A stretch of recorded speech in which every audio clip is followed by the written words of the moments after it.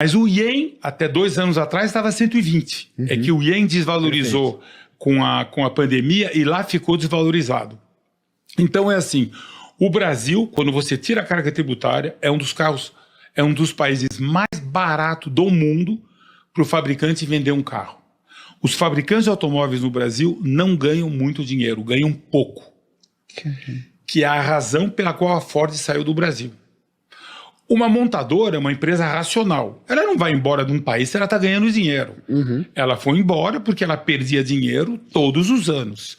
Quando ela foi embora, a ação, quando ela comunicou que estava saindo do Brasil, a ação lá subiu 6% em 2 dias. Caraca! A Ford perdia $1 bilhão no Brasil todos os anos, fazia 10 anos. Meu Deus. Cansaram de perder dinheiro.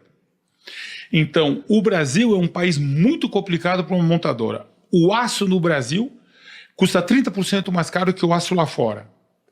Porque, eu diria, talvez não para proteger, para viabilizar as empresas de aço no Brasil, você coloca um imposto de importação para o aço que vem da China. Então, eles compram o aço 30% mais caro.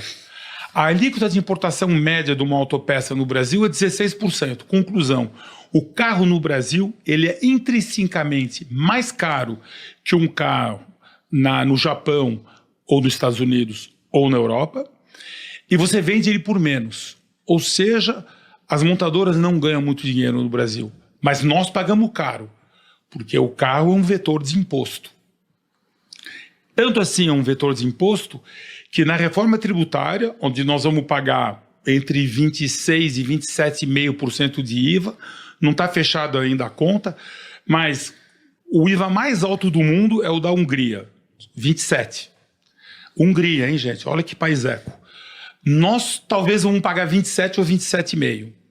Ou seja, nós vamos ter um IVA caríssimo. Por que nós vamos ter um IVA tão caro? Porque no Brasil a gente tributa consumo, a gente não tributa renda. O nosso sistema tributário no Brasil, ele é torto, é muito difícil de mudar isso numa democracia, mas o nosso país, a gente tributa trabalho, INSS, tem um monte de países que não tributam trabalho. Você gera mais trabalho quando você não tributa trabalho. E você gera salário mais alto. E você tributa consumo, e você tributa muito pouco renda.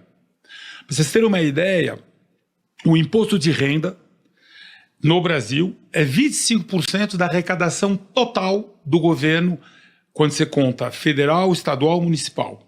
25% de tudo que o governo arrecada é imposto de renda. Nos Estados Unidos é 50%. 50% de tudo que o governo americano, federal, municipal, estadual arrecada é imposto de renda. No Brasil é 25%. Então o Brasil tributa muito pouco renda. Por exemplo, a faixa mais alta de imposto de renda é 27,5% em cima do trabalho, da renda. Nos Estados Unidos é 40%. Nos Estados Unidos. Na Europa é 45%.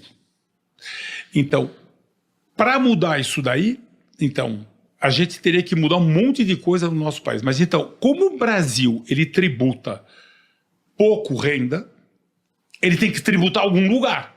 Porque o Brasil precisa de dinheiro para funcionar. O que ele tributa? Consumo.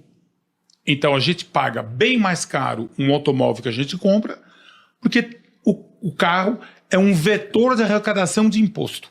Cai a venda de carro, cai a receita. Aumenta a venda de carro, aumenta a receita. E no IVA, nós temos um problema, que a Anfávia, inclusive, está reclamando, que é o seguinte: estão pensando em colocar nos carros um imposto seletivo semelhante ao cigarro e à bebida. Era o ponto que